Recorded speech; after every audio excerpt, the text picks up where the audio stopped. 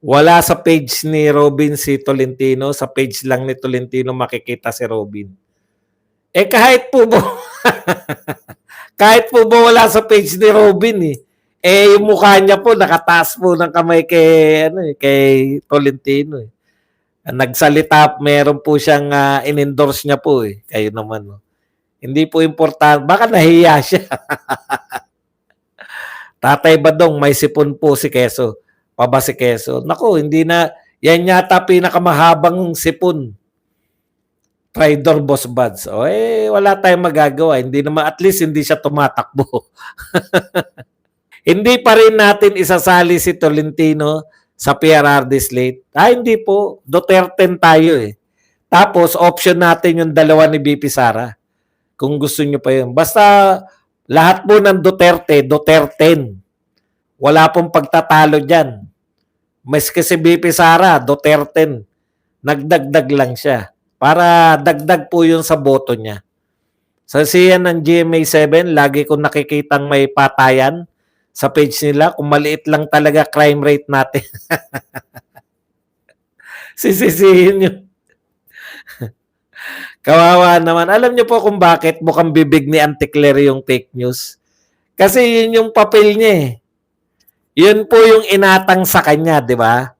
Pabanguhin si BBM. Kailangan niya magkaroon ng paliwanag kung bakit imbis na umakyat, panay na nga atake niya sa mga Duterte, kung bakit imbis na umakyat, lalong bumabagsak. Yan po ang paliwanag niya. Fake news. Boss Bats, bakit nawala ang jacket ni Justin Chua? Aba, hindi ko alam. Justin, paliwanag mo raw bakit nawala raw yung jacket. Hindi ko naman napupuna. Wag na si Tolentino. Ano bang nakain itong si Senator Robin in-endorso si Tol? Malungkot si Tatay Badong wala sa sipat sa bilyo. Duterte vote straight plus 2. Bilyar at tunasan. Hindi po ako nakapag-set up eh. Lantaran patayan at lantaran ang mga scam. Mukha ng Marcos admin. Eddie Wow. Yes, Duterte 10 plus 2. Sir Bads, parang balimbing to si Robin. Kawawa yung Duterte. Alam niyo po, sinasabi ko lang, kinakantsawan ko lang po si Robin. Pero hindi naman po siya magmamatter. Ang pinakikinggan naman ng mga Duterte. Si Tatay Digong naman eh. Di ba? Si Tatay Digong, si BP Sara. Ayan. Boss, sinisigurado lang ni Robin na wag manalo si Tol. O mga BBM, boboto niyo ba si Tol? Inendorso ni Robin yan. Ang inendorso lang sa page ni Robin ang Duterte lang at si Onasan at Aimee. Wala po tayong magagawa doon kahit ba si Robin po yung nakita namin sa commercial ni Tol. Problema na ni Robin yun. Magpaliwanag siya. Kaya lang, alam niyo po, eto magtapatan tayo. Napag-uusapan lang natin si Robin. Pero hindi naman po siya ang magpapasya. Duterte po ang magpapasya kung sino iboboto natin. Alam naman ni Padilla na walang may gusto kay Tol. Baka pinirahan lang. Kawawa naman si Tol. Boss bad siya ng dagat. Wow, dagat. Ito ang baso. Wow, baso. Napansin ko. Boss bad sa mga crimes, hindi sinasabi kung drug addict o normal ang involved, unlike before na may mention ang condition ng suspect. Alam mo kung bakit? Kasi dati, war on drugs di ba? Kung war on drugs, pinapakita ni Tatay Digong yung kapestehan ng drugs, di ba? Peste sa Pilipino. Peste sa lipunan, peste sa pamilya. Ngayon, kasi hindi daw problema yung drugs di ba? Mali ka, boss. Ito, tasa. Wow, tasa. Tasa. Magkasi nasa ito, tasa. Wow, tasa. Tanong Tatay Badong, bakit nakakasar makita si Kiko? Kasi Duterte tayo. Boss, sinisigurado lang ni Robin na wag manalo si Tol. Sir Bads, kailan kaya bibigyan ng show cause order si Auntie Claire? Kasi fake news.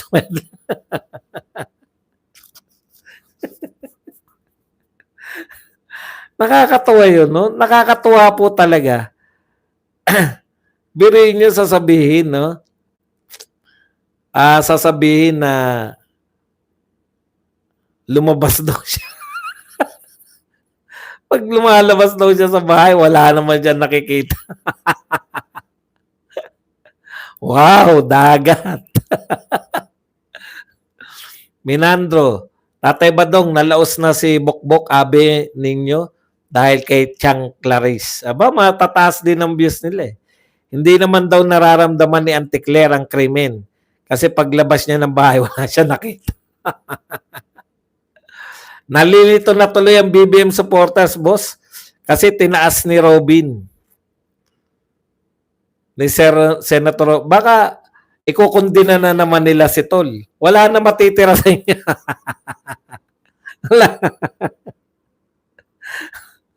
Ngayon lang po may, eto pa, naalala nyo nun, nung nagsimula to, nangantyaw pa si Marcos, di ba? Ni hindi makakumpleto ng 12. Hindi raw makakumpleto ng 12. O, kita nyo. Kami 12 na. Sobra pa. Hindi na, hindi. Not counted yung kay Robin.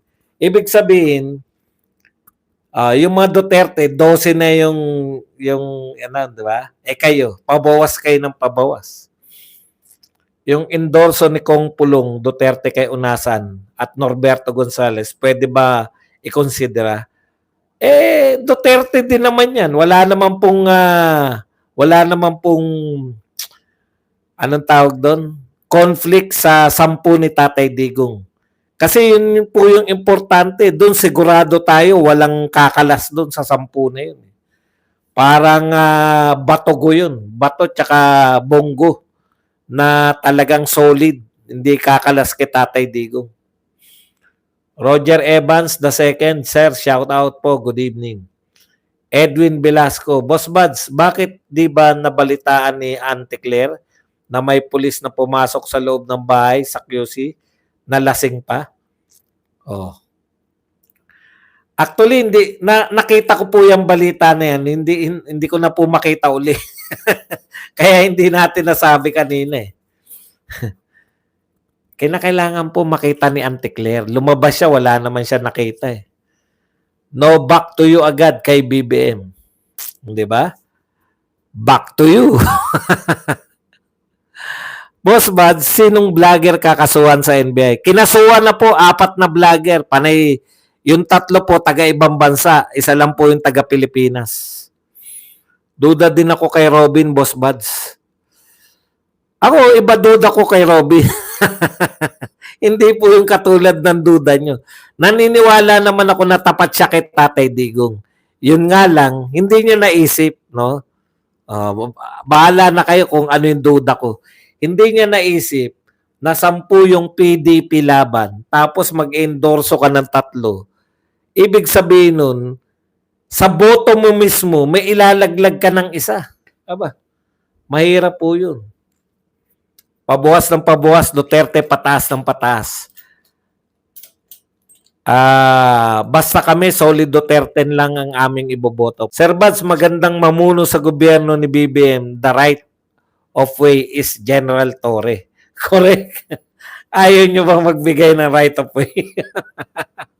Ang problema, wala naman pong pambili. Di ba yan yung inaangal ni Amy Marcos?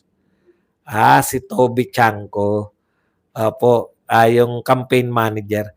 Yan po inaangal ng ni Amy Marcos dun sa budget. Nakita niya, bakit walang budget para sa katumbas ng mga big infrastructure project? Yun po yun, yung mga pambili na right of way. Kahit ba masiga mo yung right of way, kung wala ka naman pambili. Ano na ba ang papel ng NBI? Watchdog na ba sila ng mga vloggers at hindi ang mga kriminal? Kasi tignan nyo, hindi. Mga pro-Duterte vloggers. Tignan nyo yung 8 kinasuhan nila. Si Saso, ay hindi si Saso. Sino na nga si Maharlika at saka si Roque, di ba? Tapos yung isa, Cardema at saka si Lambino. O, tapos ito, 4 na vloggers. Ano pwedeng gawin ng DDS? Bumoto po tayo, mangampanya po. Yan po ang pinaka-importante. Hindi po sa wala tayong magawa. Ang dami po nating pwedeng gawin. Mangampanya po tayo para sa Duterte plus 2. Iboto, tapos bumoto po tayo.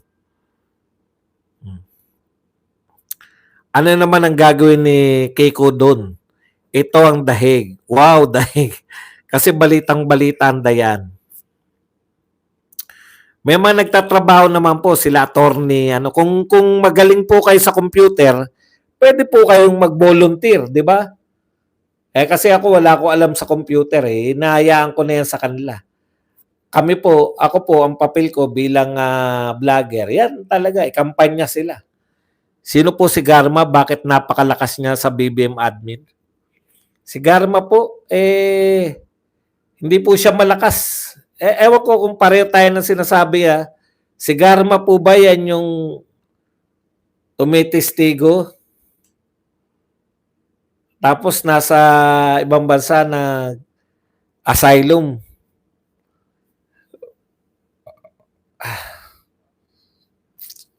Yan po, tama po. Kasi balitang-balita, ayan. Masyado na kayong halata, NBI, nasa na integrity ninyo. Kuno. Sinungaling konti at buto yan sa EJK. Tatay Badong, iboboto ko si Kiko kapag tumingin siya sa salamin. Sabihin niya, wow. Walang problema, sir. Duterte pa rin kami, solid. Ayan. Well, tayo naman, solid tayo. Duterte talaga tayo. Di ba?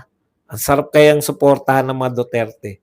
Alam niyo po, kung Duterte supporter kayo, masarap pong suportahan ng mga Duterte kasi complete package di ba? Tapos hindi pa sila magnanakaw. Nasa US na si Garma, kapag nakita ko siya dito, sasabunutan ko siya. San Francisco po ako nakatira. Alam niyo po, hindi naman matatawag na malakas po siya. Actually, isa po siya sa ginigipit dyan sa war on drugs na yan. Gusto pa gawin ni Duterte ang Duterte na ampo pang Robin.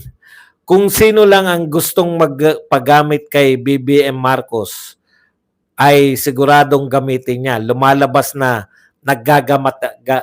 Totoo naman po Sino po ba dyan yung kapartido ni Marcos? Di ba? Alam ko yan, si Ping Lacson may sariling partido, si Tito Soto may sarili. Wala naman pong miyembro si Marcos dyan sa mga kandidato niya. Kumbaga, alyansa yan ng mga superstar na vloggers. Dapat. Yung mga shoe-in, kaya nga 12-0 sila, di ba? Kaya natin ang 12-0 dahil magsusuka. Suka lang mga kalaban natin. Ngayon, eto na yung mga magsusuka. Sir Bats, napaka-sinungaling pala niyan si Conti. Opo, sinungaling po. Akalain yung sabihin na nire-request na higpitan. Wala naman po palang request na higpitan. Kaya napakasbaz kapag nanalo si Atty. Vic, tapos kasama siya bycam, paano mamanipulahin ni Tamba yung budget. Excited. Sigurado ba kayo si Tamba pa? Pag majority po, eto nakikita kong senaryo Pag majority po natin yung nanalong senador, yung mga mananalo po ng mga, alam nyo, kawawa po yung mga halos magtago yung mga nagpa-impeach kay BP Sara di ba? Magbabaliktaran na rin po yung mga yan. Yung mga congressman, hindi nyo lang po kayang tanggapin no? Kasi, siyempre, karamihan naman sa atin, karamihan po sa inyo, namuliti ka lang dahil kay Duterte, tama? Kaya parang ang hirap pong tanggapin ninyo, no? Na yung mga congressman na umaaway ngayon, magiging kakampi ni BP Sara. Hindi po bago yan. Yung mga sinasabi nyo kalaban ng mga Duterte ngayon, kakampi rin nila yan noong nakaraan. Bilang politiko, alam na po ni BP Sara ang diskarte dyan. Ang importante, mapaupo natin si BP Sara bilang presidente ng Pilipinas para naman may pag-asa yung Pilipinas. Makaahon-ahon naman tayo. Uy, sinasabit ko na nga lang pala to, bakit biglang hawak ko na naman? Baka ngongo na naman tayo, pag hawak ko, ngongo eh. Okay naman ba yung sounds natin? Mas maganda pala yung nakaganyan. Malaya pa yung mga kamay ko. Kaya lang pinipigilan ko. Baka maglikot eh. Si Keso pala, kailan kaya mapapagalitan Tatay Badong? Aba, mukha na pagalitan. Siguro marami na regalo ang natanggap ni Robin DHL sa pang-endorso niya. Modulated. Yan. Kapag tinanong si Auntie Claire tungkol sa Duterte, ang haba ng sagot. Pero pag tungkol sa bansa, sasabihin lang, wala pa po tayong impormasyon. Nahalata niya rin. Pag tinanong mo, ano masasabi mo kay ano? Sa sinabi ni Hanilet, aba, dahil malilitanyahan ka, no? Aba, mag-ingat po tayo sa pagsasalita natin. Yan po nagpapasimuno ng gulo. Yung mga pagsasabi po, bakit po? Oh, dami, oh. Tatalakan ka eh. Pero tanungin mo sa ibang bagay, basta pwedeng isisi sa Duterte at mga kaalyado ng Duterte. Ang galing, no? Alam niyo po, nagkataon ba na binanatan si Cynthia Villar sa bigas? At saka si Camille Villar naman ngayon sa vote buying? Baka naman nagkataon. Huwag nyo naman silang masyadong pag-isipan.